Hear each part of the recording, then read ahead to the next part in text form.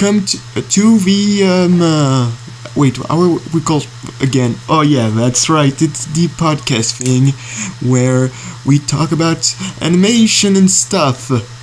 I'm Tris. Here's Jack.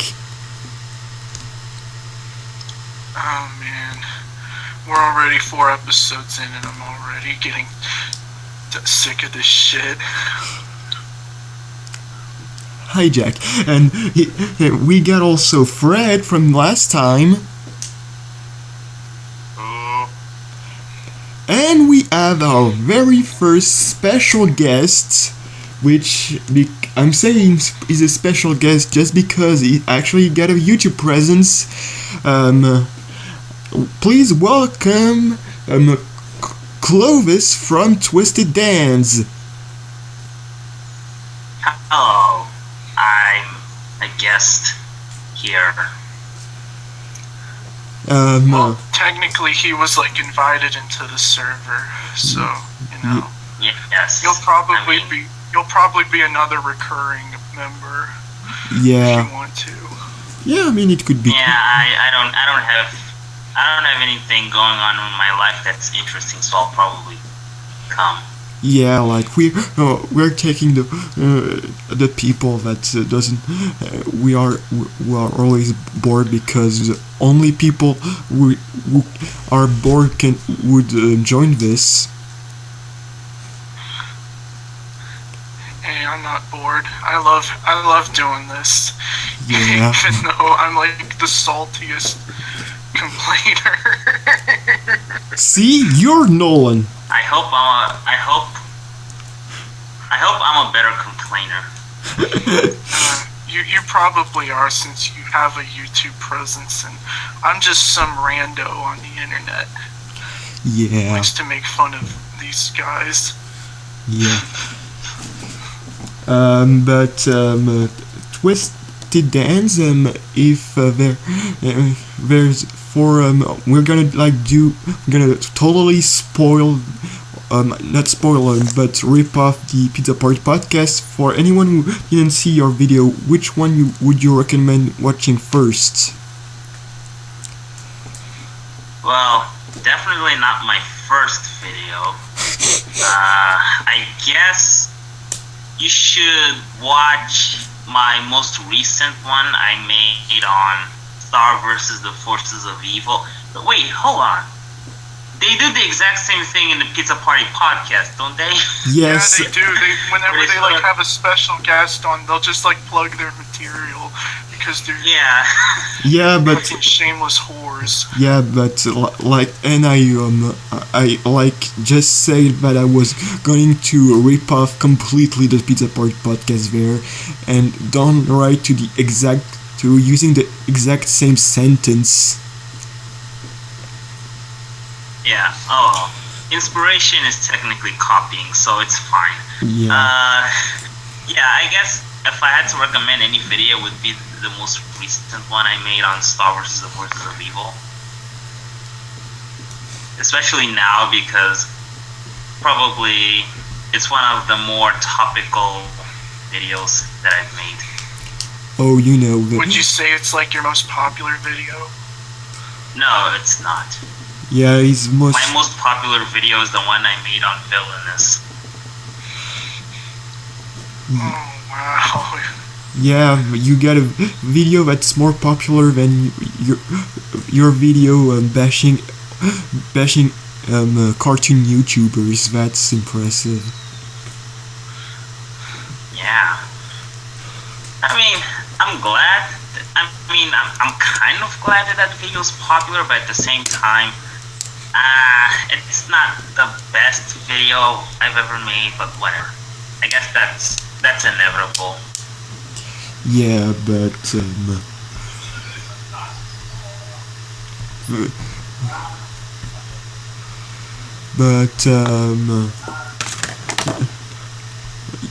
yeah. Anyone? Should we go right into the news yet? Yeah. Okay, so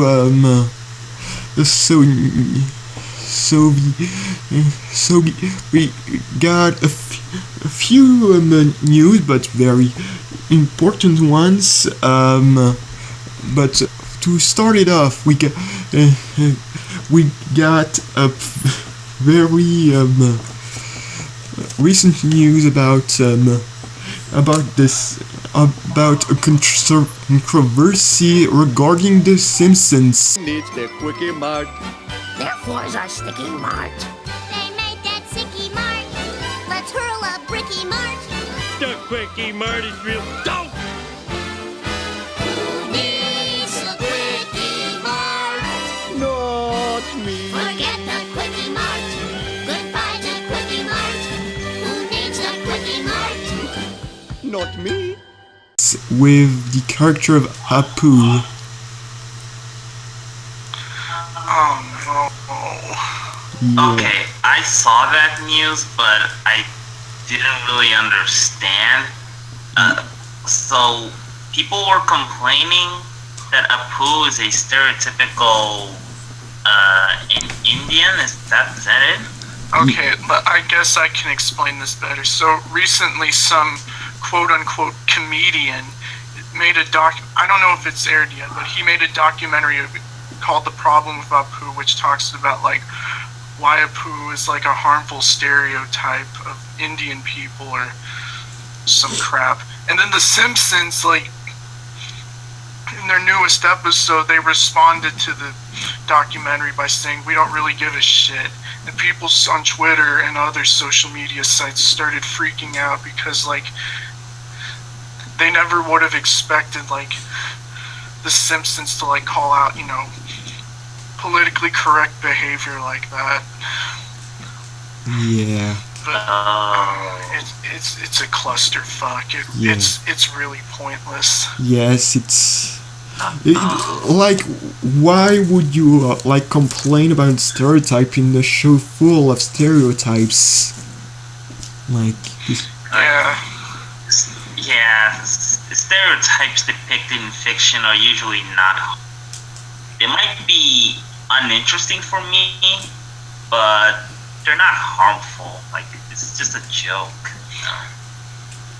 But the thing that bothers me is, what do these people expect to do with Apu? Did they expect to like write him out of the show? Which that would be pretty pointless, since he's been on the show for like however many decades it's been going on.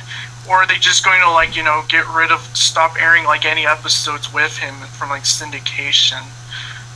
yeah, or I wonder where did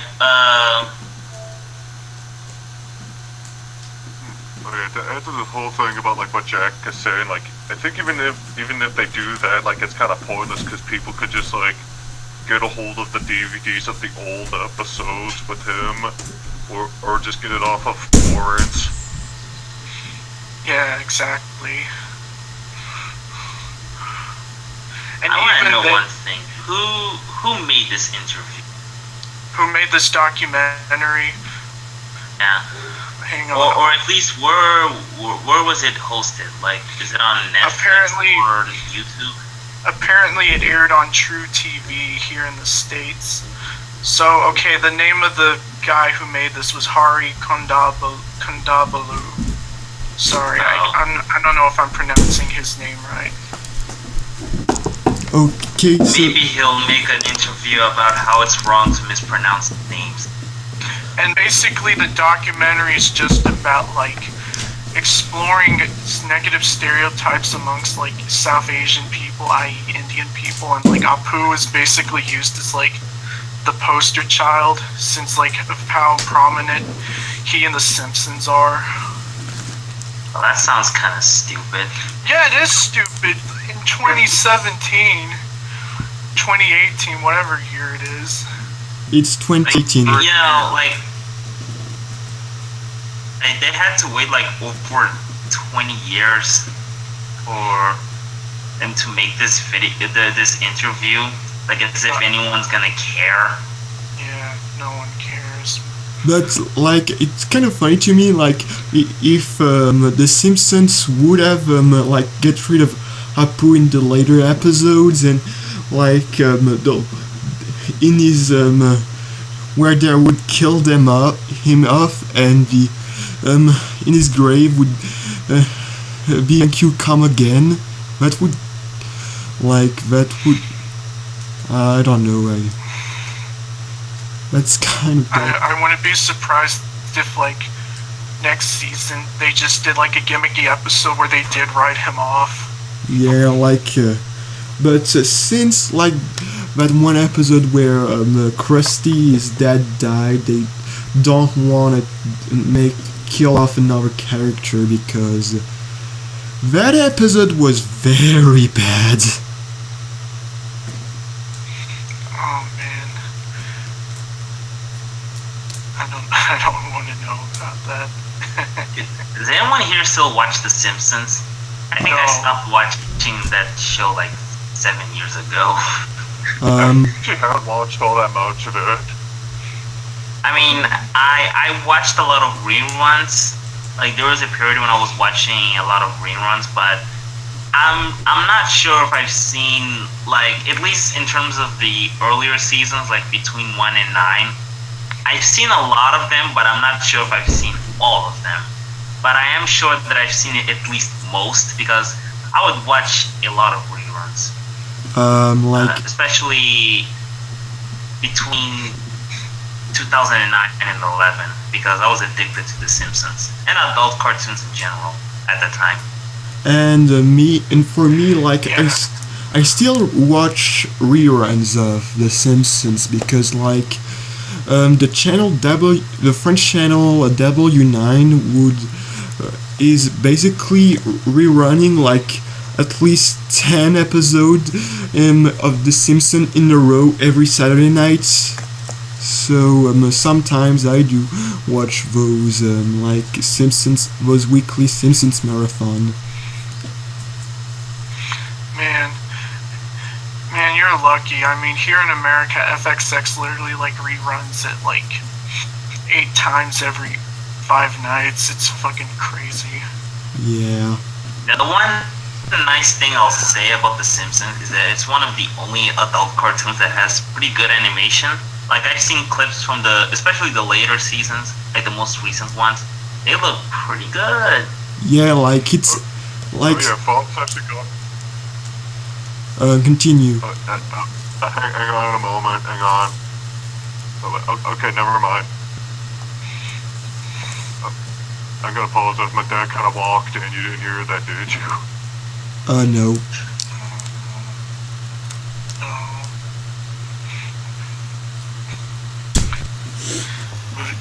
Yeah, is that it for like Simpsons? Apu crap. Simpsons should die already. Yeah. We all know that the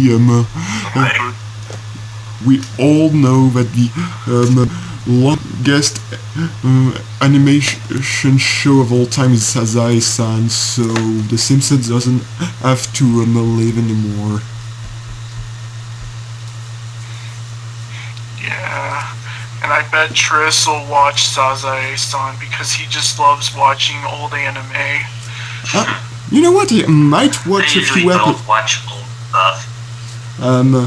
You know what? I might watch a few episodes of Sazae-san now. But anyway, more news, and we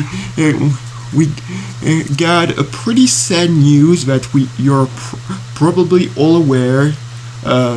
Master of Animation and co-founder of Studio Ghibli, Isao Takahata, died last Friday, and I'm still fucking sad.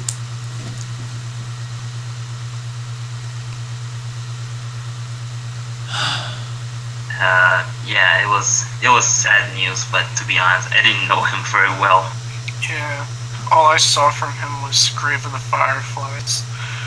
I'm kind of disappointed that I never saw Pompoko. To be honest, like, I saw a lot of tweets. I saw a lot of tweets on my feed from people grieving his death, and you know, I felt sad, but I didn't know him very well. So, like, someone even asked me on Twitter, "What are your thoughts on No, he didn't even ask that. I think he just asked, "Hey, did you know this guy died?" I'm like, "Yeah, I've been seeing a lot of tweets, like, but I didn't know him very well, so I don't feel that sad. I mean, it's sad that he died, but you know, people die." And but like think I've seen a lot more like Isao Takahata stuff than Miyazaki stuff, because I've seen as a kid ID Girl of the Alps, I've seen Pampoko, and I've recently watched Grave of the Fireflies. And as for Miyazaki, I've only seen like Spirited Away. Man, I'm surprised you haven't seen Porco Rosso, since the French dub of that was apparently like Miyazaki's favorite. The funny thing about Studio Ghibli films is that I'm pretty sure I've seen several, but I was way too young that I don't even remember most of them. Like, I remember watching Spirited Away when I was like 8 or 9, if I'm not mistaken, and I liked it. But when I revisited a couple of years later, I saw a couple of scenes that I didn't fully remember, and Spirited Away is one of the only Ghibli films that I remember watching it and I can pinpoint, but every other Ghibli films I might have to actually watch it to know it's that movie, because I haven't seen them in so many years that I barely remember them. No, continue. Like, sorry, guys. Speaking of like Studio Ghibli, I remember like they actually licensed this one French film, The King and the Mockingbird, in Japan, because Miyazaki and Takahata were inspired by that film. Yeah, like it's the first big French animated movie, and I've still not seen it, but I don't know if it's the unfinished version or the finished version, because I know they were a fan of it before it got completed. Like it's kind of a weird history, and basically it kind of inspired Castle of Cagliostro, like it's. But yeah, like it's the French Thief and the Cobbler. Yes, it's just that, except the complete version. Except the complete version is actually official.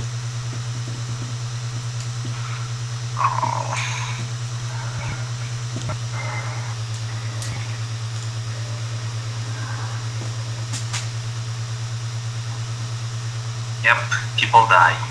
Yeah. So, other news, they gave the guy who made Brickleberry another show, and I Want to Die. Oh, yes! Hell yeah! This is some news I can freaking get behind. Fuck you all. God damn it! I saw the promotional picture and. Oh god, it's just gonna be another boring, shitty adult cartoon that just... And do I get the feeling that with each one it just becomes more and more generic? Like, oh god. I kinda didn't hear this, like, what was this called again? It was called Paradise PD. Oh, that, yeah. It looks exactly like Brickleberry. Yeah. And it looks like they... And it even has like Daniel Tosh in it. I don't think Tosh is in it though. I know Tom Kenny's in it. Wouldn't it be funny if they actually did get Daniel Tosh back? No, because because we're talking about fucking. I mean, we're talking about Brickleberry or Paradise PD or whatever. It's the same shit. It's the same shit. I mean, it's interchangeable. I agree, it's the same shit. Except now it's on Netflix, and maybe they can get away with more nudity and swearing, even though Brickleberry had plenty of that shit. Oh boy! But swearing isn't that impressive. Like, I can see swearing anywhere. Yeah, even it's this podcast. Actually, that reminds me. Didn't Brickleberry like switch from Flash to traditional animation like from its first to second season? I don't know. I ignore Brickleberry normally. I don't watch Brickleberry either. I watched some of it during its first season. It was painful. Oh, you're a masochist. I didn't know that. Yeah, I am a masochist. I mean, I'm the same bastard that watched Ren and Stimpy's adult party cartoon. Oh god. I'm not a masochist. I'm not gonna waste my time watching stuff I know I will enjoy, unless I might review it.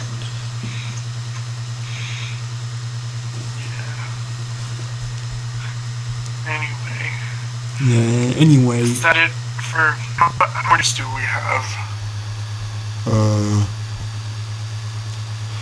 We got a few, like, I mean, it depends if you want to talk Channel Awesome or not.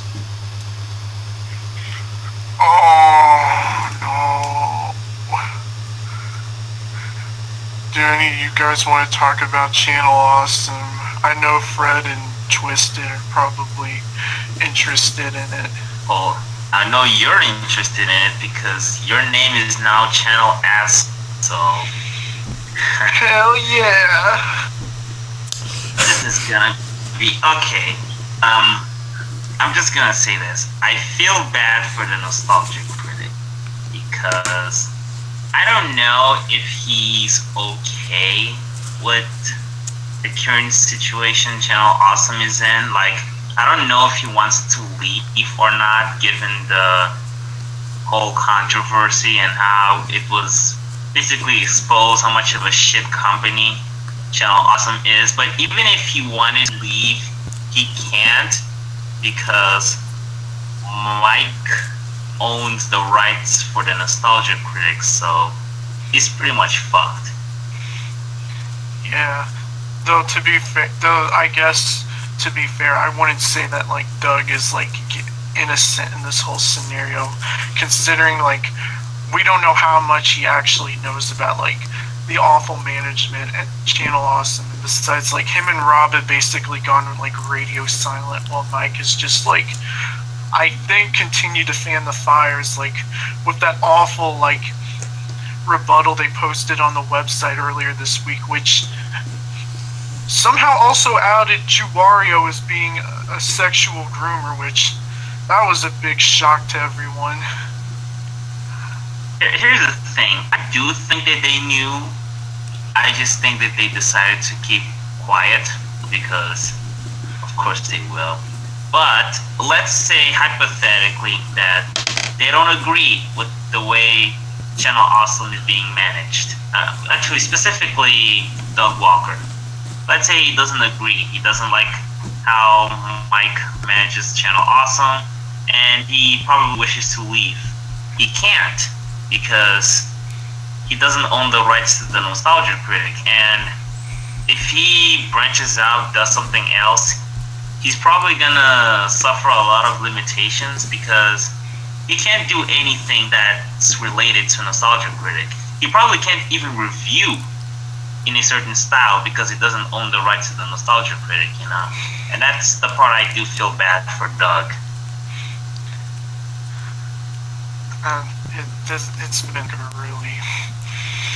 It's been a really like shitty like few weeks for the company. I know like on Twitter I've been like tweeting stuff making fun of the management, mainly like Mashad, for like all the bullshit they've done. But it's really sad to like see all these like content creators get like fucked over for like joining a group that I think could have been bigger than what it is. It could have probably like been a game changer for like video content creation on like the internet. But no, they just squandered it because they didn't want to improve. They didn't want to get into like live streams. They didn't want to like create a multi-partner network where they would actually like pay their creators to like protect them from like copyright strikes on YouTube. then again, even their content isn't really that strong, so I really don't think they would ever be that revolutionary. Yeah, they all pretty much just joined the site because they ate the nostalgia critic style, which, as we've all learned, hasn't really aged well, considering even more apparent when like he started adding like in all these dumb skits and sketches. But to be honest, the But only there's something I have noticed that, yeah. to be honest, the only good member of Channel Awesome is and still will be Guru Larry. Yeah, Guru Larry. Yeah. But you know, I do have one small complaint. I've seen some people that were fans of Doug Walker, but ever since the drama, they suddenly did a complete 180. And it's not even because I like Doug's content, because honestly I haven't enjoyed his videos for years. But I just find it kind of silly how people can just completely change their mind about someone's content just because they figure out that he's perhaps not the best person, and you know, I think that person's not being very honest with himself, you know. Yeah. So I guess to make fun of myself, I kind of did a 180 back like in 2015 when like, you know, Obscurus Lupa left the site. Like, and what I love about Guru Larry right now is that he's fucking trolling about the situation, and he's like the only video game content creator left. All the other I mean, Guru Larry honestly seems like the kind of guy who would just like troll people and make stuff up just for the lulz. Like, I know his fact hunt videos are pretty informative, but it'd be really funny if he was just like making up all that shit the entire time. Yeah, like, why did he not do that as an April Fool's video? That's my question. Well, the document came out on April 2nd. Yeah, but that's a shame because that could have made a great fact hunt episode. I mean, I think he might do a fact hunt episode on Channel Awesome at some point. Like, that video he did on, like, video game content creators that fell down the tubes. Mm-hmm. Yeah.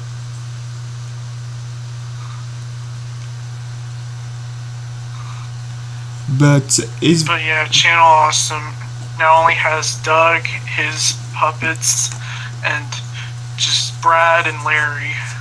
But I don't know if Brad is gonna leave yet. Yeah. Channel Awesome sucks. Yeah.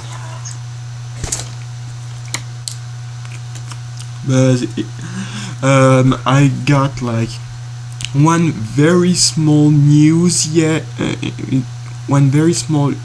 left, and I don't know if it's even official or not, but like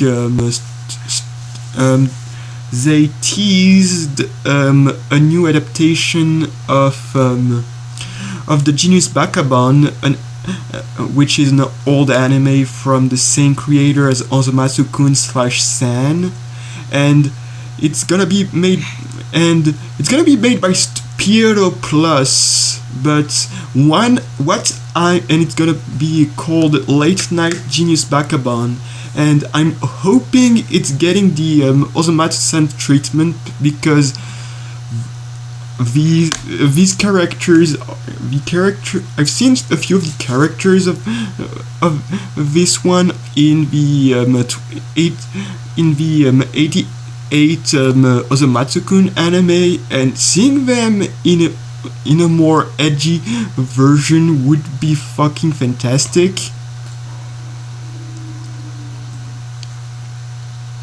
But it's not on. But there's a news on Mal for that. But there's not like mail page for the upcoming anime yet, so so it's kind of strange. So yeah, it's, I don't know if it's happening or not, and it's creeping me out. Like, give us a... You really like going on about your niche anime stuff, don't you? Yeah. I appreciate people who are into more obscure stuff. Yeah, I mean, you appreciate I always me. have a certain level of appreciation for that. Yeah, I mean, You know. you And appreciate... keep in mind, I like to make fun of Triss all the time because it's pretty easy to do so. Yeah, and because you're Nolan and I'm Pan. I can't really say I'm Jim because I don't know. I think No, I'm Fred's Jim because he has a deep voice and he also has his own, like, bizarre interests, even though Jim just watches movies. Yeah. Also, I'm less confident than Jim. Okay, you can be Ken, since you sound like him.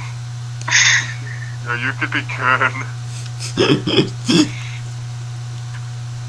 And my computer's fan is easy.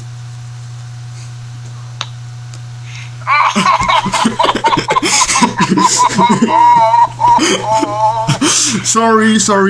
We're never going to be. We're going to be on the podcast. Yes, sorry, we love you. We love you, Izzy, but it's because sometimes she doesn't really talk that much, but you know she's there, so it's just like my fan. My fan doesn't talk, but, Oh, I thought it was because, like, you were going to say she was noisy. oh no, that's not my intention at all.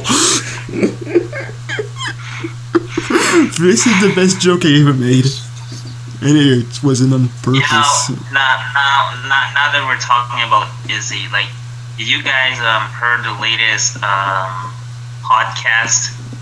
Not yet. No, I stopped listening. Oh, like there was this really awkward moment during the podcast where Izzy was pointing out how she lost interest in Infinity Train because remember when the creator of Infinity Train joined the podcast? Yeah.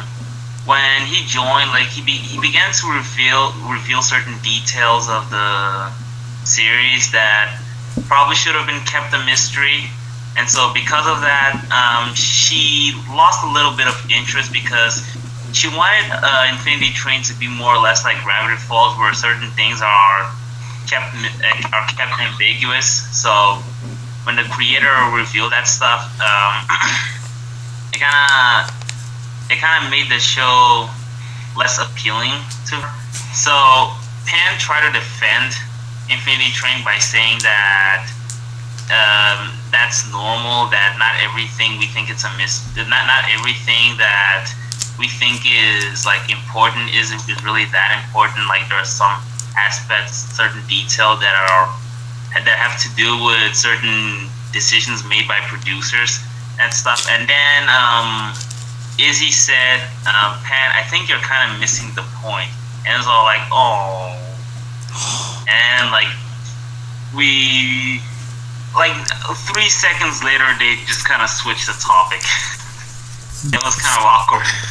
Yeah, I mean, when the Pizza Point podcast is more awkward than us, you know it's shit. Yeah.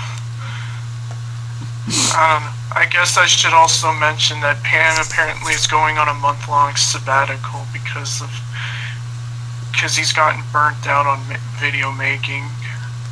Yeah, And I think it's best if he takes a break. yeah, I like, think best for his mental sanity. yeah, he's already Oh, kind of yeah. broken mentally, so you know. Yeah. Oh yeah, Fred, I'm sorry about that time I said I didn't know who Pan was. I just said that to mess with you. I Oh, you don't didn't remember what that was. Yeah, like he's Jack is one cheeky bastard. Yeah, I like to. I'm the Guru Larry of the podcast. I like to mess with you guys, but also give you information for nowhere else. Yeah, though you're not British, so that doesn't work. I wish I was the troll. Yeah, you're more the contrarian. Yeah. I'm not that contrarian. My opinions are fairly popular. Except the villainous one.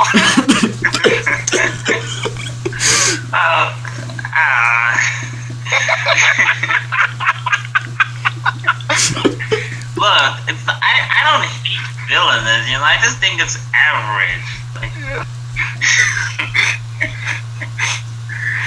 But is that all? although I did see one video. I saw this one video from this guy called, I don't remember, I think it's Digi the Goat or something like that, I don't remember.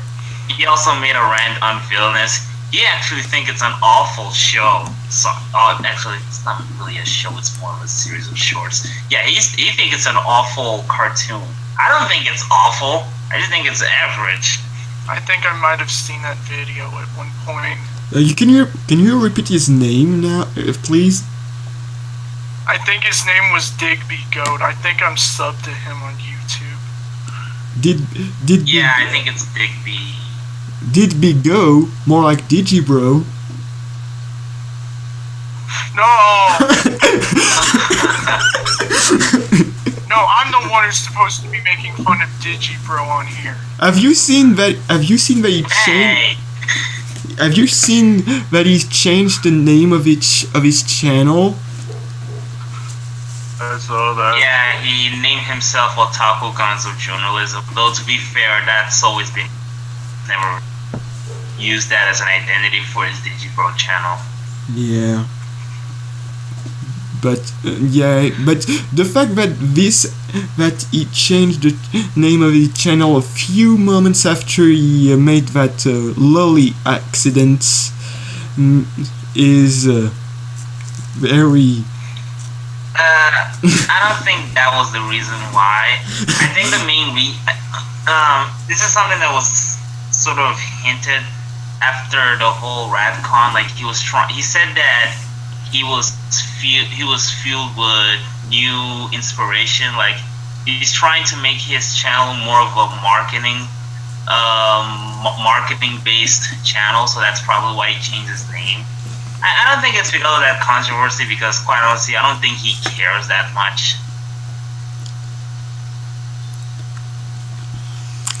But yeah, is that all for the news? Yeah, I guess so. So, oh wait, shit, do we have a subject? Well, I remember asking Twisted if he would like choose the topic, since like I was thinking like anytime we have a new person on, they would like choose the topic, you know. That was like a special thing. Yeah, but because... Oh, okay. I remember it was about animated features. Though, to be honest, I probably would have picked something else if I thought a bit harder. But you know what? We can talk about it. That's fine.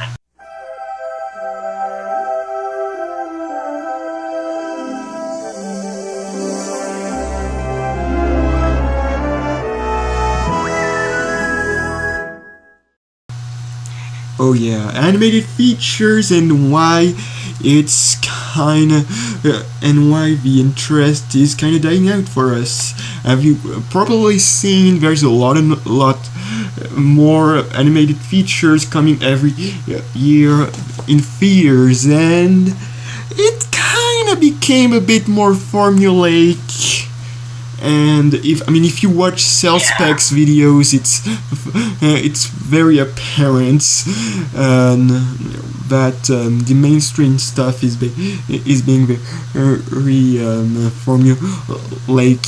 But here are our thoughts on animated features right now and the future of it. Wow, I bet. Okay. Here's the thing.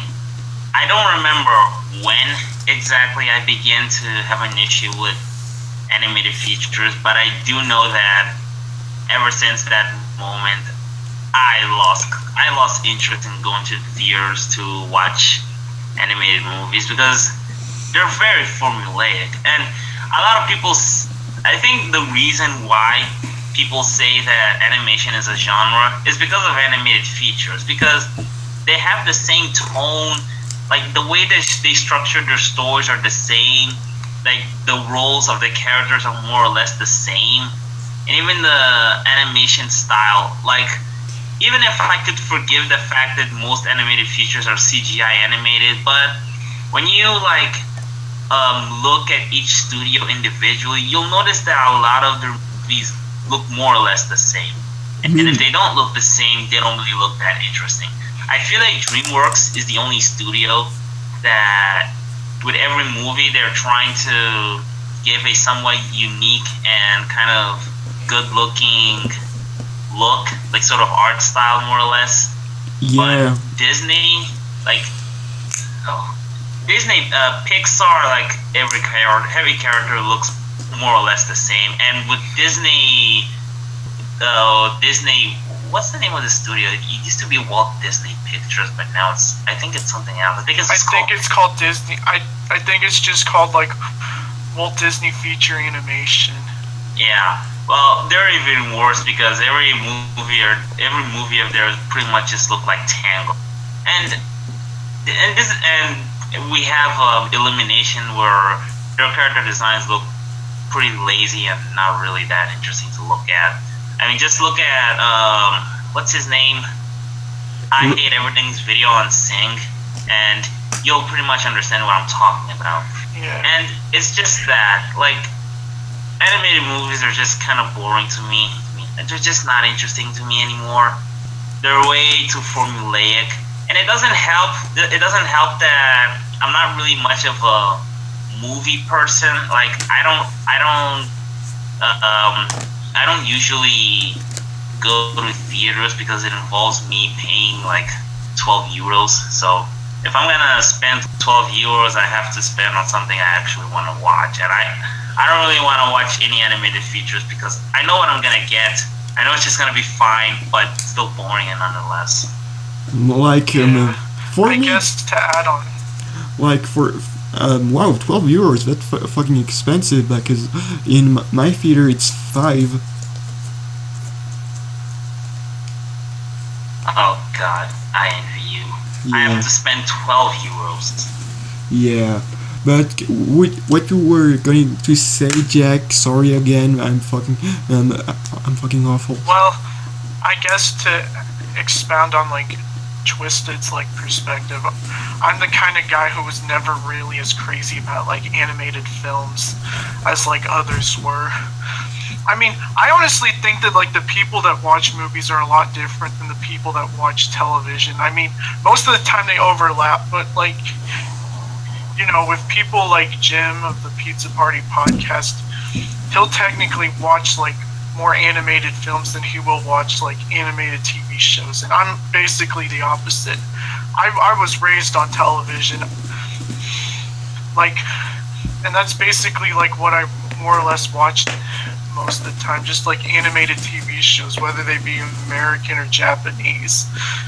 I mean, I had a lot, my parents, when I was a kid, they pretty much had like a good chunk of like the Disney animated canon, but I never really watched them because I think of the traumatic experience I had watching The Lion King, which that's a whole nother can of worms. But because of that, I've never really seen much of the Disney animated films, save for like Fantasia, which I saw like a few months back, and I think I remember watching Treasure Planet on Toon Disney when I was like 10 years old or something. But I could pretty much like count the number of animated films I've seen in theaters on like my two hands, because like I saw Wreck-It Ralph, I saw the Lego Movie, I saw the SpongeBob movie, Sponge Out of Water. I saw Zootopia. And then last year I saw Captain Underpants. But those are all films that have their own distinct style. And I guess that says more about like what I would rather see in like animated films than like what's usually given to us. Because I never really like would watch any of the, mainstream Disney musicals. I don't really watch much Pixar, except like I've seen all 3 Toy Stories.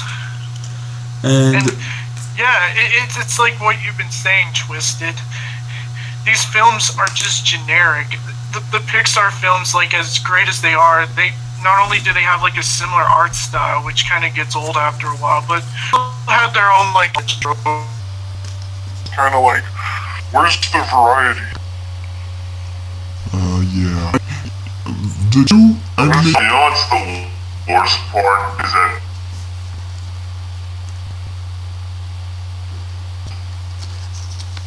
like search for movies. What they give this like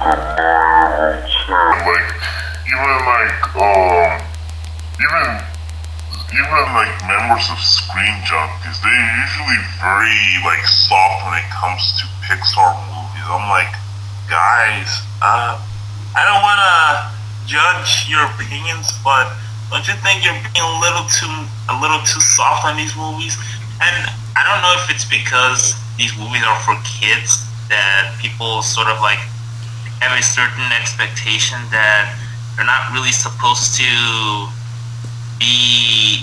They're not really expecting these movies to be like thought-provoking or really tense or revolutionary. So as a result, because Pixar, as much as I think their movies are fine, they are very acceptable movies. Like I would put them, I would rate them around 6 or 7 out of 10, and that's good. That's actually good.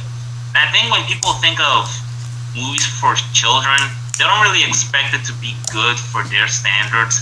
They just kind of expect it to be children's entertainment.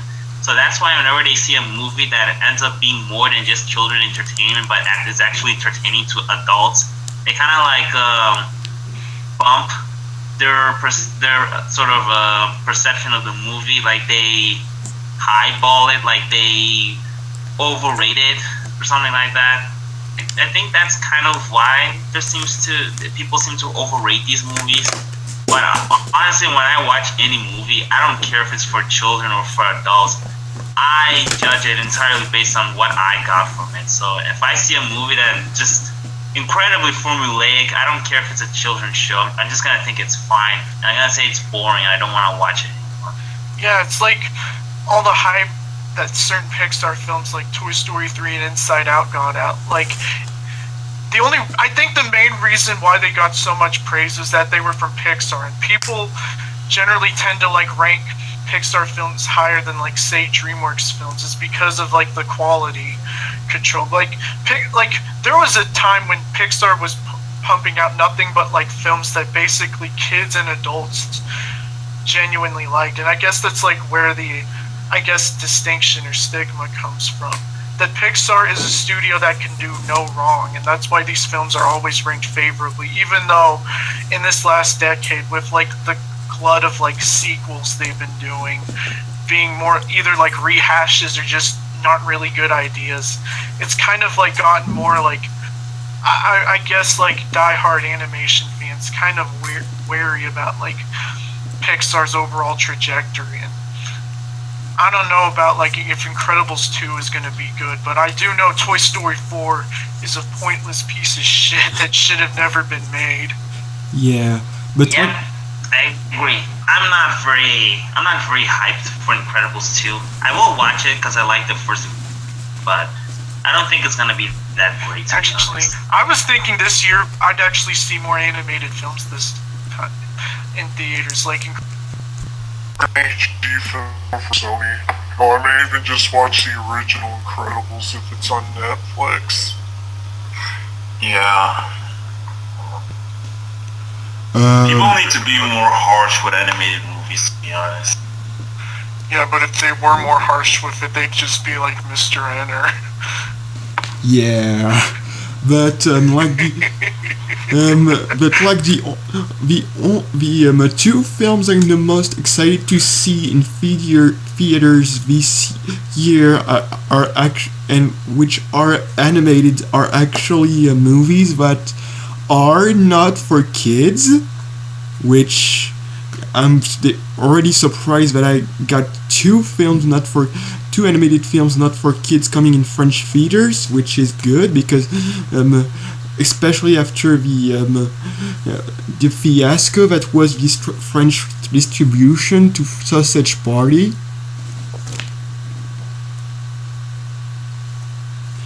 And like, well, was Sausage Party like marketed towards kids in France? Okay, so it's way more complicated. Like, okay, so like at first the movie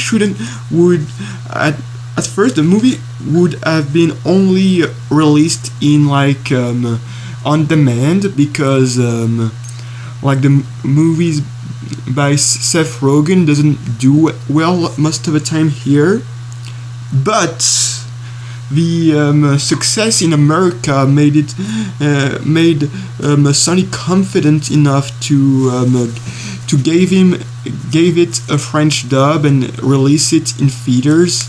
Except they gave the main role to like a TV host of the most popular talk show here in France, and kids watch his show, and he promoted the movie on his show, so families went to see it, and Catholic and some Catholic assholes demanded to remove the movies of some theaters, and I never got the movie in my theater, and it's fucking bullshit. Wow, that is really stupid. Though to be fair, the film isn't really all that much except for like the food orgy scene. Yeah. Which kids should probably just skip. Yeah. I didn't watch Sausage Party.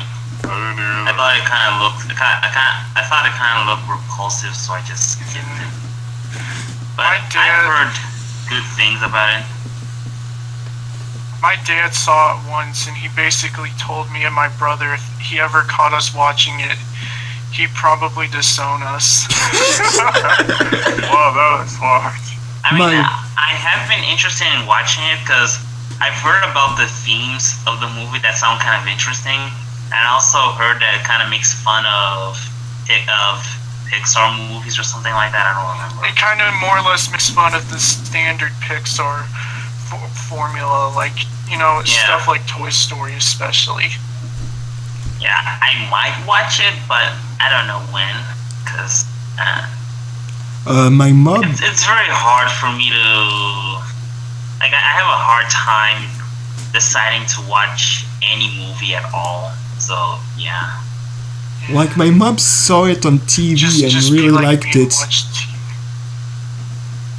Yeah, I usually watch. I usually only watch television shows because honestly, the only benefit I see from watching a movie is that the production is always bigger. And I guess the story are also like a bit more focused, I guess. But honestly, I usually prefer television shows. It's not even because I have a problem with movies, just that I'm so used to watching television shows, like structured and so, you know, I'm just kind of used to that sort of lifestyle of watching television shows and not really movies that much. Hey, can I come in and say why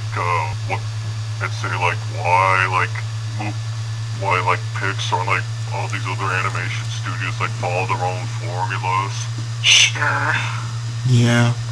Well, honestly, like with every other like major American studio, it's like they're trying to like play it safe so that way they could like get their movie to be seen in like other countries, especially the really the ones under harsh regimes like China. Yeah. Nowadays, like nowadays it seems like America's in a bit of a dark age of cinema because like we're basically more focused on making money than making like an interesting movie or unique movie. I mean, I don't think I don't fully agree with that. I think Hollywood has always kind of been like that. I think Hollywood has always focused more on making like profitable movies, and I think in every era, most movies are usually shit. It's just that we manage to pick the ones that we respect the most, and we choose to see them as the defining movies of those decades, and the rest we just kind of forget. Well, in the 70s. Sorry. Yeah, it's the same thing for anime. Well, in I the mean, 70s, with anime, it's a little hard for me to argue that because I really have to check the library of Japanese cartoons released over the decades, because I have noticed that they're releasing a lot more now. Yeah. So yeah, that's something that's a little harder to measure. You actually have a good point there, Twisted Dan, about the whole movies and whatnot. Yeah, I'm pretty sure that in 2 or 3 decades, people won't remember the media. People get it and remember stuff like Inception. You know, at least I'll remember Inception because it's a great movie. I love it. I love Inception as well. I've not seen. I like to imagine that, like, we'll still, 30 years from now, we'll live in a world where we still remember stuff like The Room and Freddy Got Fingered. I want people to remember Freddy Got Fingered. No, people have already remembered it. Like when Red Letter Media did that that was great. Yeah. Yeah, although I will say one thing. If there's one thing that I'm kind of resenting about this decade is that we're kind of encouraging bad stuff because of online and how because negativity is like the most enjoyable thing to watch when it comes to YouTube videos. People like watching YouTubers just sort of shit on a movie, and because of that, we're kind of like making certain bad movies sort of immortal, when in reality we should just talk about the good ones, you know? Oh, this especially, like, this is kind of like why I've been like trying to talk about Isle of Doga as much as I can, so that way, like, I'm trying to give more attention to the movies that like I want to see succeed and try to get ones for people to remember. Yeah, Isle of Doga looks fucking amazing. I'm not really trying to tell people not to do that, because honestly, even I talk about stuff that are bad because it's fun. I think it's fun, but I do also acknowledge that there's a negative side to that. Like, I think I've heard more about bad movies than I have about good over the past 5 years because of how fun it is to rip on bad movies. Yeah. Like I guess on my Twitter, which we all pretty much follow each other on Twitter anyway. Yeah. I've been like focusing more on like stuff I like rather than like stuff I dislike, because, you know, it's like what you say. It's like it's a lot better just to, like, you know, be passionate and like share with others like what you're into. Like, I mean, for like a while, I guess because of fucking Nolan again, I started like souring on Adventure Time because of the direction it was heading in. But recently, after like watching the show, and like I'm able to like say that despite like some of the drop in quality that it had, like especially in like near the end of the season 5 and most of season 6, the show is still a very creative, experimental, and enjoyable experience for me all around. And I would love to like talk about the good things with others, you know. And if they want to talk about the bad stuff, that's fine. I mean, you already did that in an awful podcast. Yeah, that was a shitty podcast. But I really want to watch House of Dogs, but there's another upcoming animated movie that I really want to watch. I'm gonna send the international trailer of it, right now. Oh god, is this another It's French and Japanese. So and it looks fucking great. Motherfucker. Mutafukas. Mutafukas. Wow, that's a great title. Yeah, There's I know, no way right? this is ever going to be distributed in America. Yeah, but I can sort of see that, but probably direct to video or something. yeah, but it's actually it's based on a French comic book, that was distributed by the same people who did that web show known as Wakfu. Oh yeah, I remember me and Dan's mentioned Wakfu the other day, and he was he had no idea what it was. Yeah, it's a French web thing. Don't question. Season 3 is the only good one.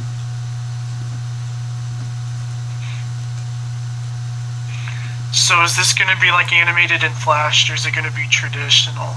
I think it's tradition. Their their animated movies, it's traditional. Flash is only for stuff they don't have a lot of budget for, just or it might be Flash, but extremely great Flash, and a Flash that doesn't really seems like it. You know, I actually like Flash animation. I just like how people are lazy with it. Yeah, that Johnny Test video Nintendo did was pretty eye-opening. Yeah.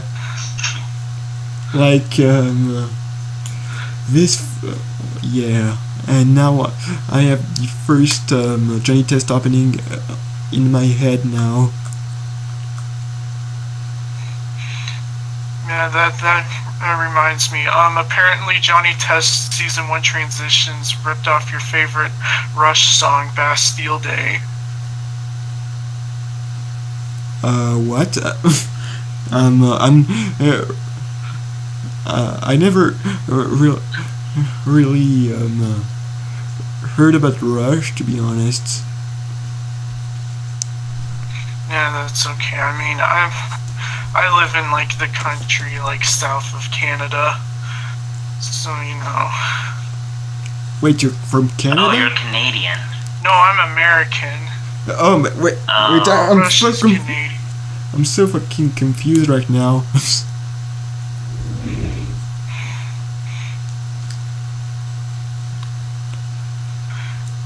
But anyway, what movies from the past few years, animated films, would you say were very exceptional? Because, let's highlight those that we think do a good job of not only being unique, but also being entertaining experiences.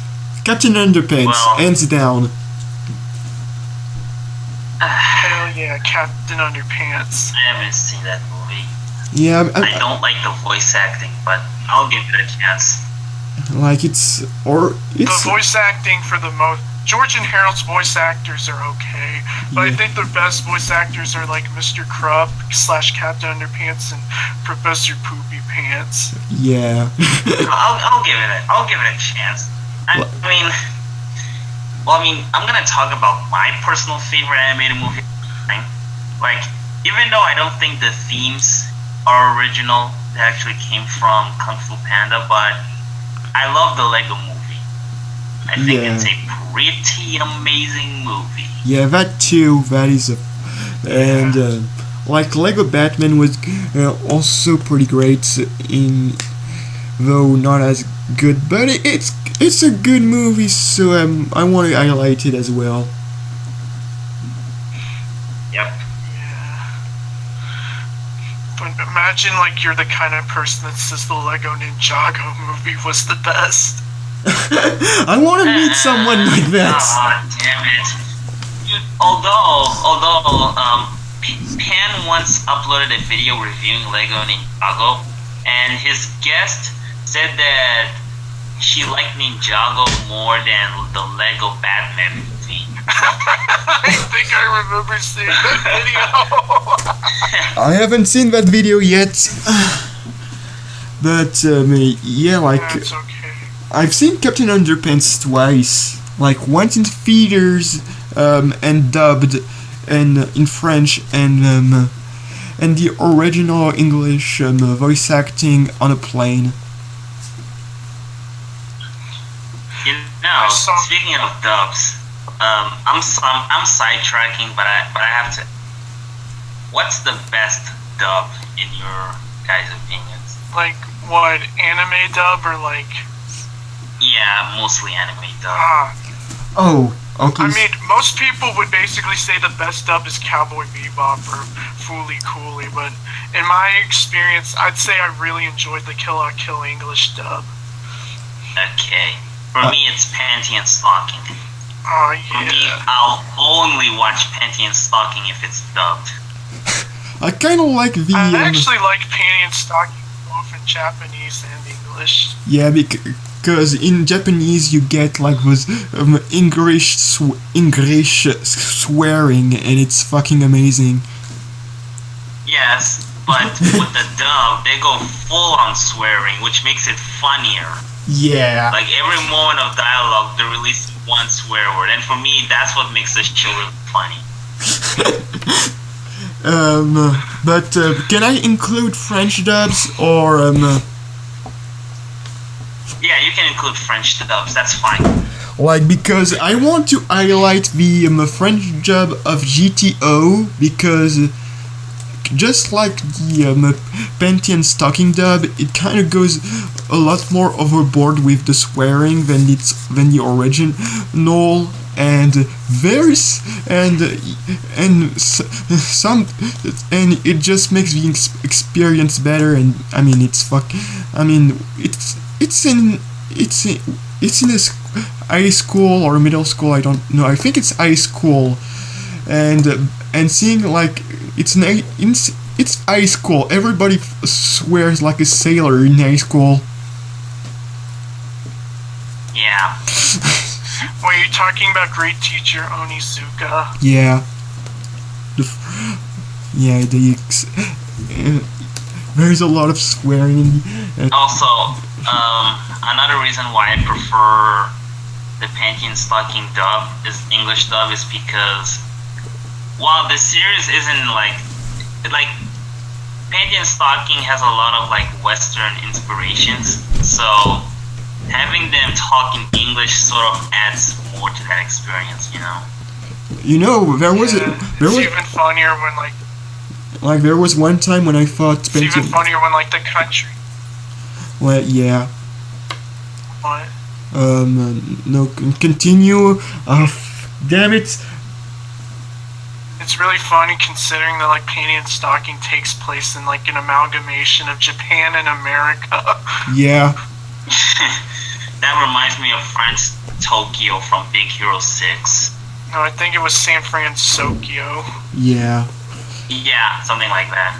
But the thing is with like Panty and Stocking. What was I going to say? Oh yeah, is that there was like an amount of time when I thought Panty and Stocking was legitimately a cartoon and not an anime, and that's just how well the dub and the aesthetics are well done. Yeah, it really doesn't feel like an anime, even though it's like, you know, very perverted and shit. It honestly feels like an adult cartoon, which I wish Adult Swim would have aired here in the States, but they never will, because there'd be too much fucking censoring. Yeah. Sucks. I hate my life. Maybe in their streams they could, but continue, Fred. You know, now that you reminded me of perversion, like a couple of weeks ago, I watched, what's the name? Suicide Squad: Hell to Pay. And I was watching this review of someone, like, he was someone that is a fan of Suicide Squad, the comics, and he liked the Suicide movie, the Hell to Pay. And one thing he noticed is that they went on, like, they were a little bit intense with the sexuality. Like, he thought it was a lot raunchier than he expected. And I thought, wait, really? Was that movie really that sexual? I guess it's because I'm kind of used to watching anime that I didn't think it was that sexual. I mean, I mean, I think I think I'm. Tris, let's let Fred talk about his favorite dub. Yeah, sorry, I'm gonna punch myself in my. Favorite anime dub. Continue. He's gonna punch himself in the. My favorite anime dub is Ghost Stories because they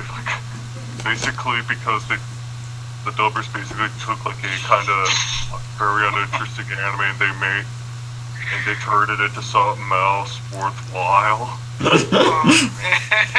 Ghost Stories. Oh man, I need. Yeah, I actually fully agree with him. Yeah, I've seen some clips of Ghost Stories. That shit is funny. It's really fucking hilarious. Like, yeah. Me and Fred agree on this 100%. Yeah. I wish more anime got the Ghost Stories treatment. Yeah. Well, it all depends on like whether or not the original is just so boring and generic that it deserves that treatment. Like, to be honest, I don't know like another example of a show.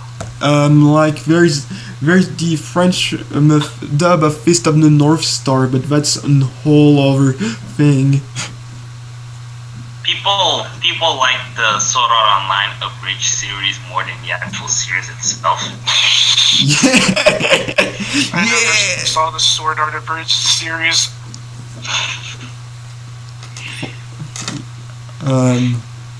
I wonder if they'll make one of like the new series that's airing right now with like the lolly protagonist. Yeah, with the one made by. I wanna watch that, but I wanna know. Sorry. No, continue. I was saying that I want to watch this new series, but I'm afraid that I'm scared that I have to watch the first 2 seasons of Sword Art Online for me to get what's going on. So I think I'll just wait for the reviews, and then I'll see whether or not I have to watch the rest of them. I think it's independent of the main Sword Art Online thing, which is good because it got chances to be good without being well, I guess canon. And I think the author of the light novel of this alternative is the same guy who is writing Kino's Journey, which is the hipster light novel, but is objectively better than Sword Art Online.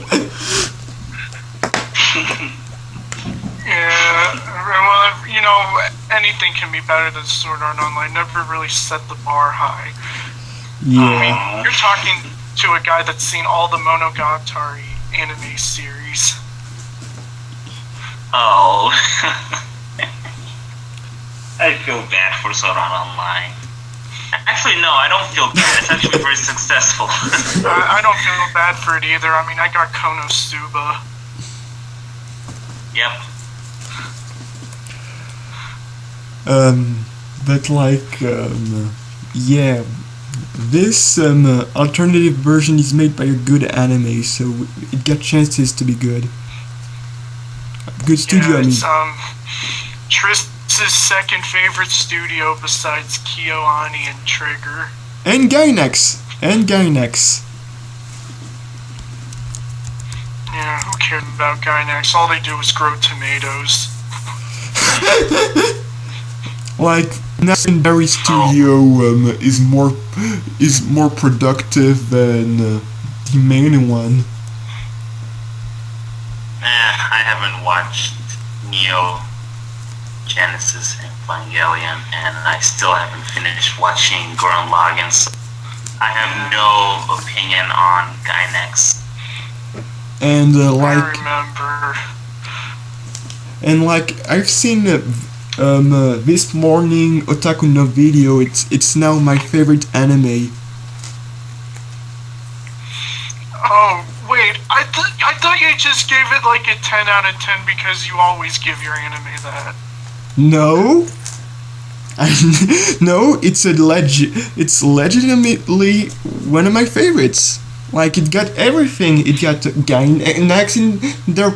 It got the Gainax of the 90s, which I really like. It got character design by Kenichi Sonada, which is the creator of Gunsmith Cats, and his character look fucking awesome, and the girls look hot as fuck, and it's super entertaining. The interviews of fake real otakus is just awkward enough. It got everything. It's fucking amazing. Yes, it's your ideal family-friendly anime. No, I wouldn't say family friendly because you still get like a shot of an erotic game.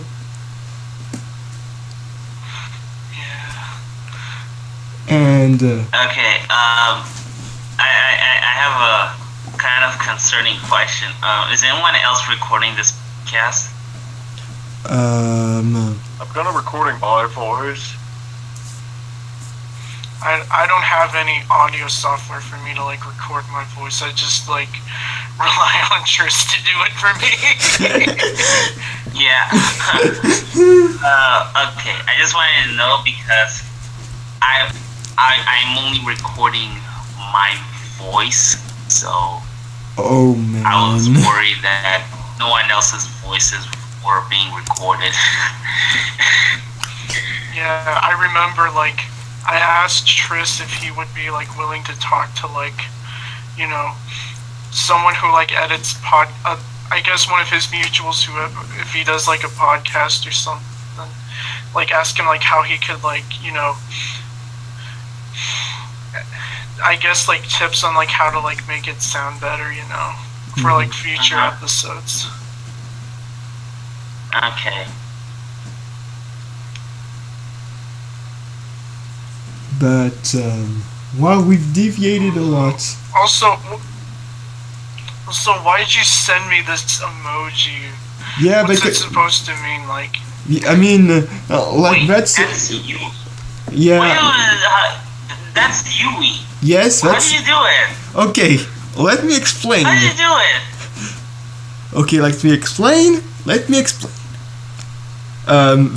is basically the position I made when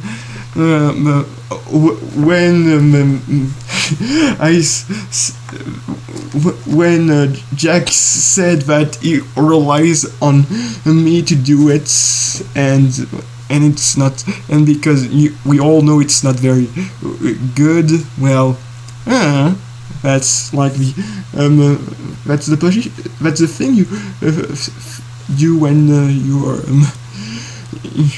can't help him, and I can't really explain it, but you get the idea.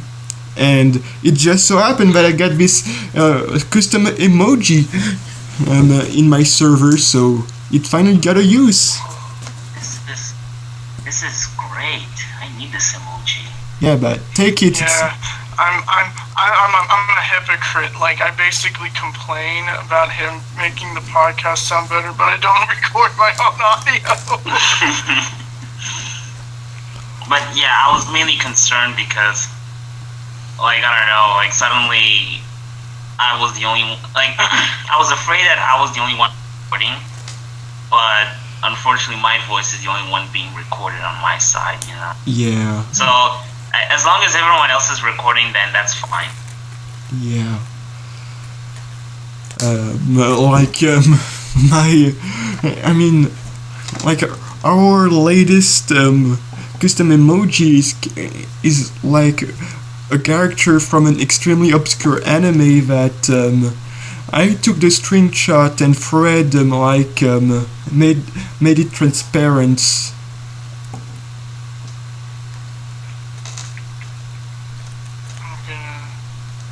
Yeah. I'm just gonna say right here, I'm probably... Yeah, Triss is going to disown me someday. Being a bum. I mean, I don't have you in my testament, so I don't have to disown you.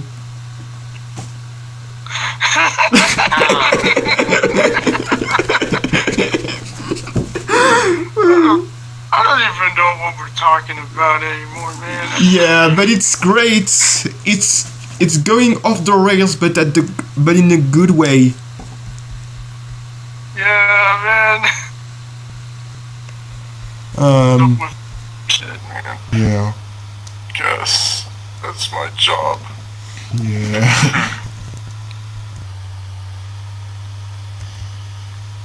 But you. Hey, look, one of the emojis is also Miyuki. That's Yeah. cool. Yeah, because So I wonder why. yeah, because I am a fucking weirdo. Look, we're all weirdos. Yeah. Well, let's not pretend.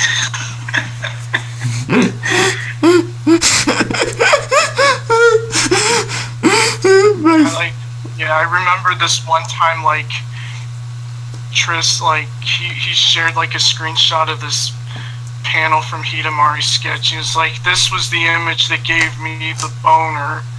Yeah, I don't know if I still got it though.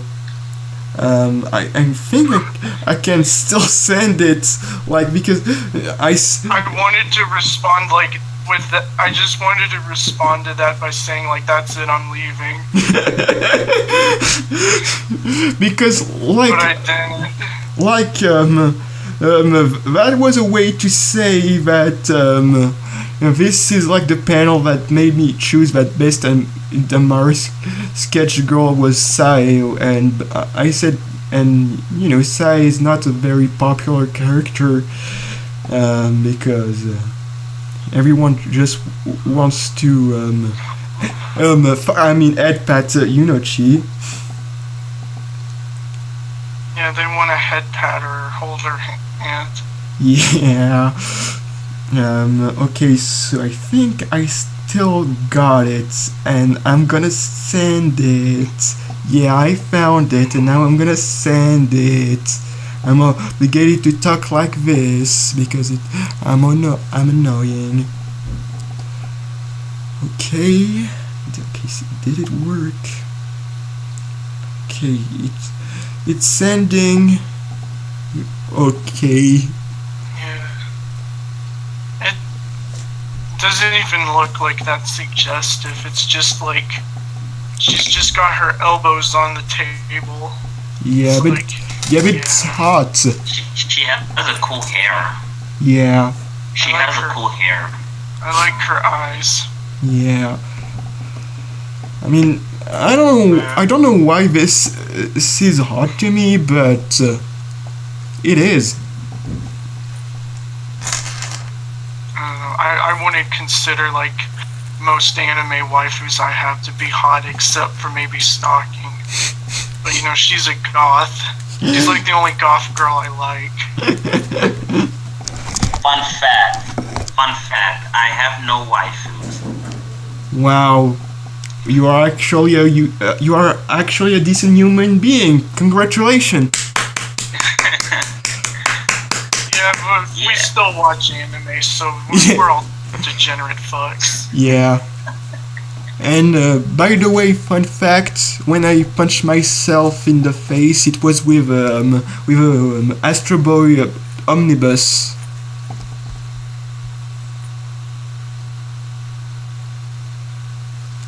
Wait, did that cut out? I didn't really hear it. I thought you said like you punched. You hit yourself in the head with an Astro Boy omnibus. Yeah, that's what I said. Whenever I think of whenever I think of Astro Boy, I think of Boy, and then I get it. Astro That Boy. could have been a topic. Yeah, Astro Boy. Like, is. I mean, I can't believe Bob Camp worked in this. I mean, I think he did, but I'm not sure. Unlike, John, Lolicon, Krefeluch, he got, Bob Camp had a lot of jobs. God, you were right. He did work on Robotboy. I mean, But good news is he worked as a storyboard artist on Symbionic Titan. Jesus Christ! From a very good show to a really shitty show. I mean, No, Robotboy came before Symbionic. Yeah, it came around 2004. yeah,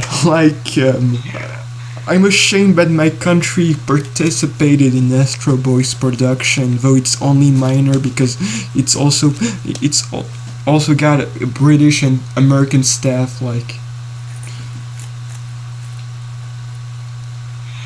Yeah, that Astro Boy movie, that was a mistake. yeah, I forgot about it until the Pen Pizza mentioned it in one of the Pizza Party podcast. Now that I got this omnibus, now that I got the omnibus, I'm kind of fascinated by Osamu Tezuka art style, and also guys, Osamu Tezuka, he was a furry. Yeah, he drew furry porn! Yeah, he was Yeah, I knew about that. Yeah, that's I mean, Furry porn. yeah, Osamu Tezuka, the creator of anime as we know it, is a furry that generates. Yeah, I bet Miyazaki when he died, he was kind of glad, oh man, this furry fuck, he's gone.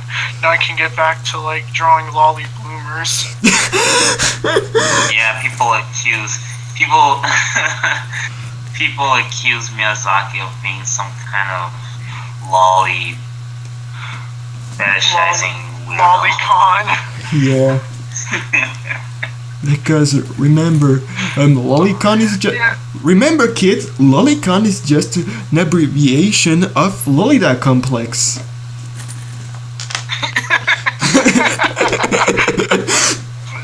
I mean, I don't know. I don't really want to get in. yeah, I mean, if we. Speaking of Robot Boy. Yeah. Speaking of Robot Boy, do you remember, the mom from that show and how thick she was? Yeah. That was the most I remember she had, a rectangular head. Yeah. Yeah. I mean, the mom design was the most memorable thing about that show.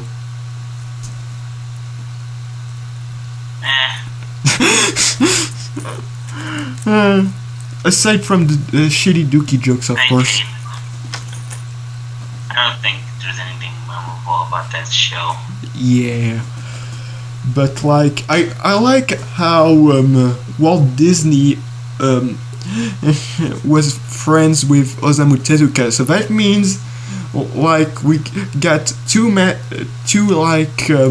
extremely influential people that were friends, but they both got their weird stuff. We got Walt Disney, which was an anti-Semitic guy, and Osamu Tezuka, anti-Semitic, and Osamu Tezuka, which was a fucking furry before it was cool. I'm pretty sure Disney wasn't anti-Semitic. I think that was just a rumor. Yeah, but it's funny to say it because shitting on Walt Disney is an edgy joke. Get it? Rolf, JPP, MDR. I'm the one who's supposed to make edgy jokes, and even I think saying Disney was anti-Semitic is dumb. I mean, Family Guy did it, so. Yeah, Family Guy did it. And they did it. Family Guy. And they did it more than once.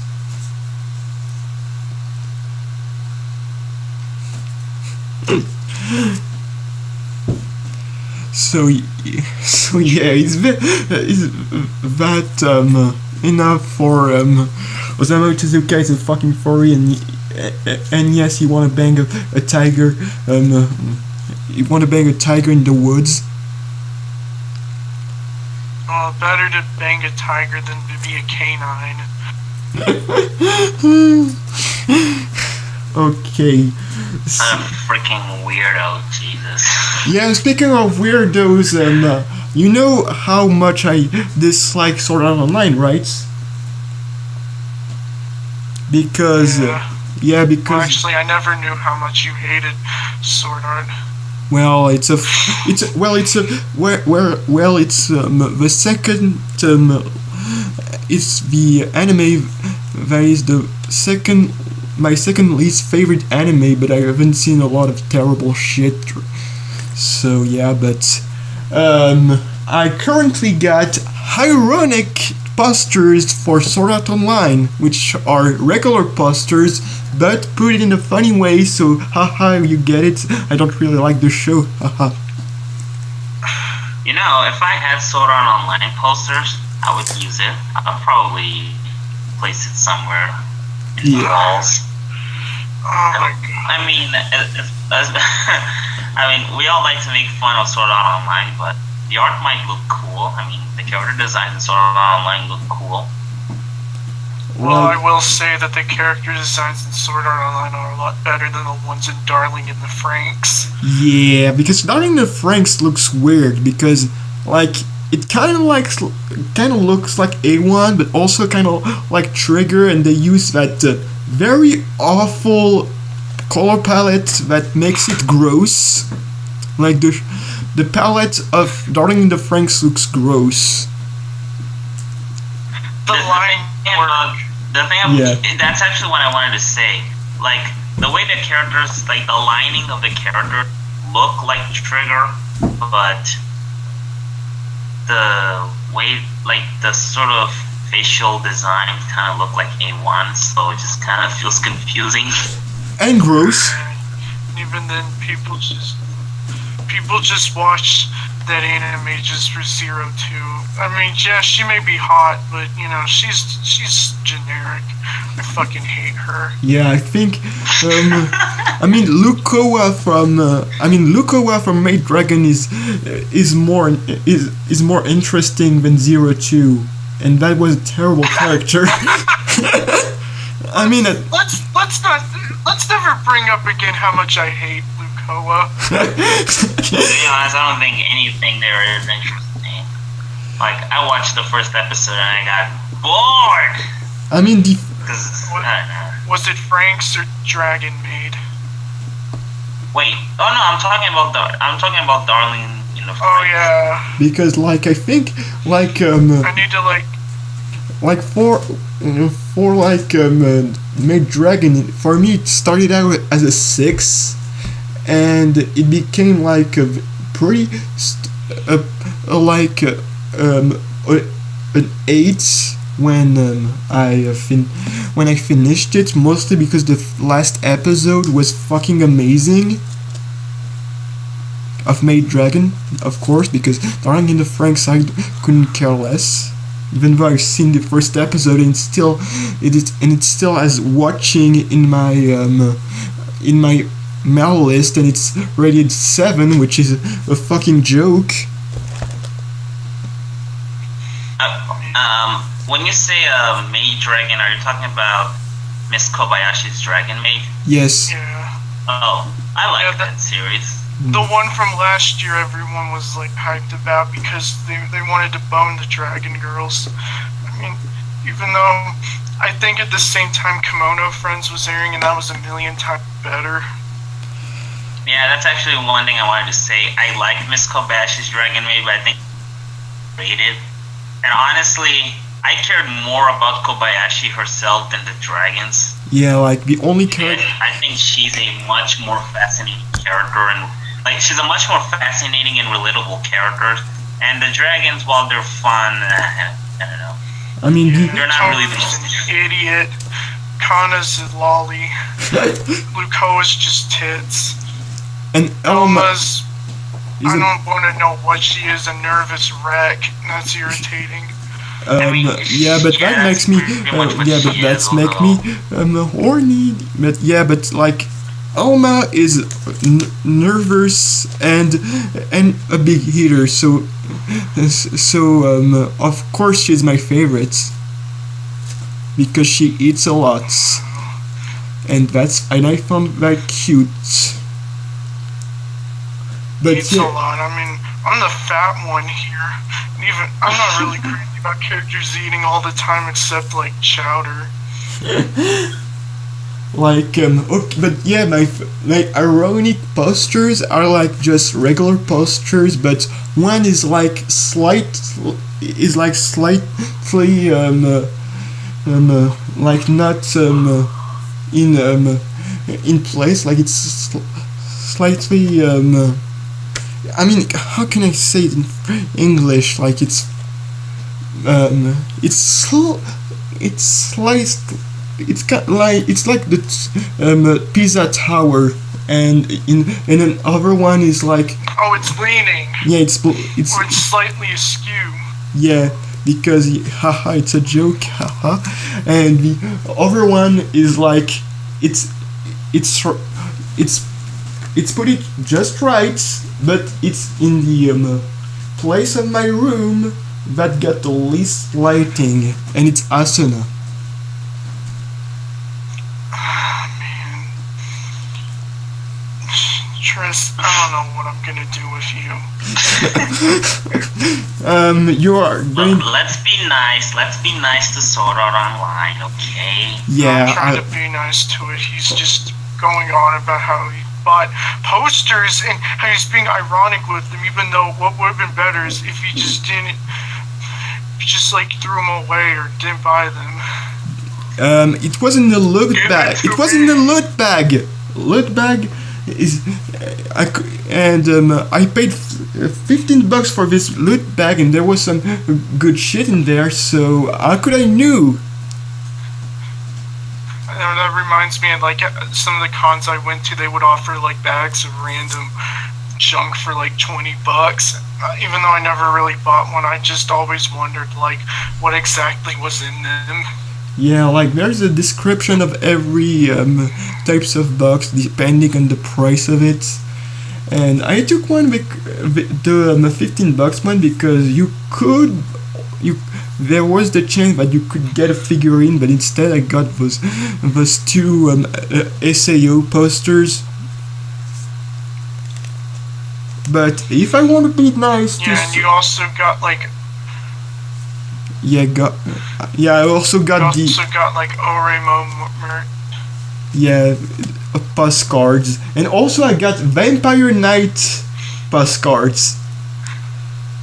Even worse. That's even worse because Oraimo feels like the opinion on that show is more of a mixed thing, but like Vampire Knight, everyone knows that it's shit.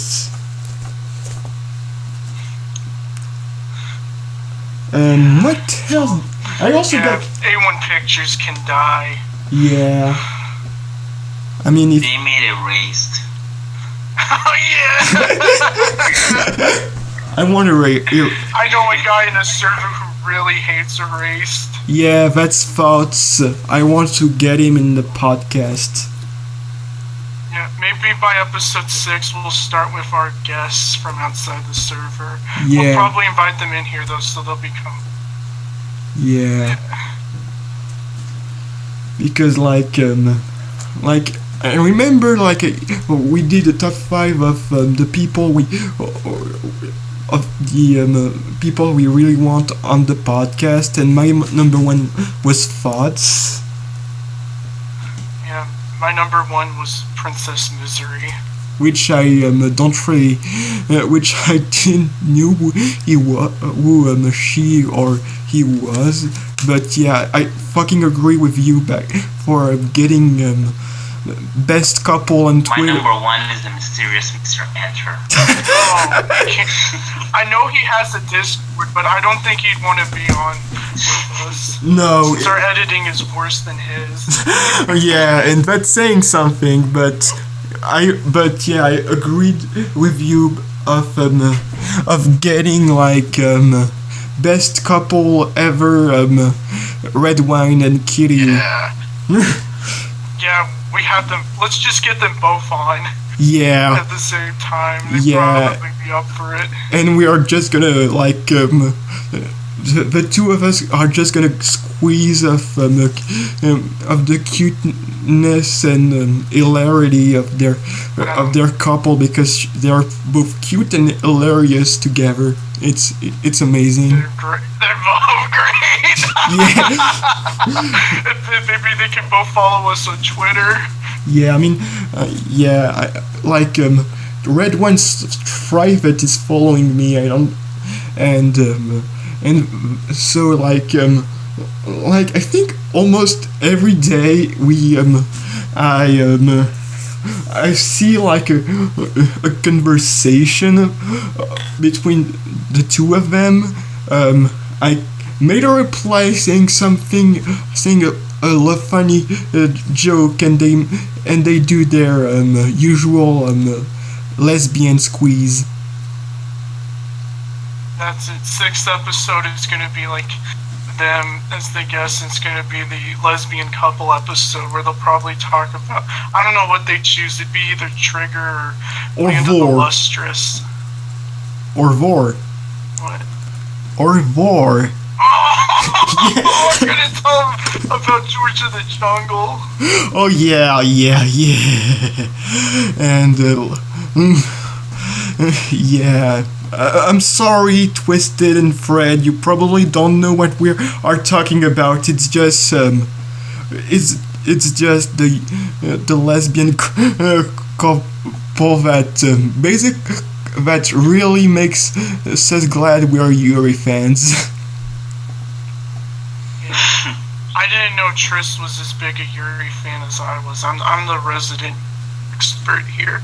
Yeah, I mean, I'm casually into it, but I think I'm gonna become more and more of a Yuri trash as I go on, because I don't. Yes, it's when you turn 18, you'll finally start digging more into the Rule 34 Dojin. Yeah, I mean, if Otaku no Video, if Otaku no Video made me learn anything, it's that don't be afraid of being a fucking weirdo. Oh yeah. Because if you're a weirdo, you're gonna fucking rule the world. Besides, some people might think that you guys are weirdo. I don't. I see Twisted as the most normal out of us, since he talks about cartoons in general. Yeah. And I'm just a shitlord. Yeah, and also something I loved about Otaku no Video is just this, the fact that the main character realize how they are basically hated by the rest of the population, the otakus, is by like some rich bastards saying they have like shit talking to them when they are in line for the Macross movie, which which I remind you, this scene takes place in 1964. The Macross movie was basically the Star Wars of otakus. I thought Gundam was the Star Wars of Otaku. Yeah, but like the Macross movie was, at the time, the most expensive anime movie ever made. Yeah. Like, Macross is basically... Macross is both giant robots and idols, so of course it's... It's just as big as Gundam, and remember, like, Gundam only became big with the movies.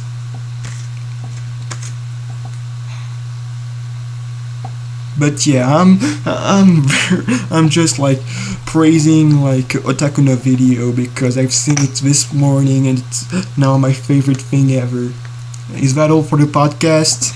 Yeah, that was it. Yeah. That was a fun episode. Yeah. Join us in 2 weeks when we do the Bad Animation Studios podcast. We're hoping to get like another guy from the server on here. Yes, we need to talk about Bad Animation Studios. Yeah, I have a lot of things from my country because my country has some pretty bad shit that I talk about in the server, but I'm excited to talk about it in audio form. And but yeah, that's some teasing for you. I'm gonna be a dick.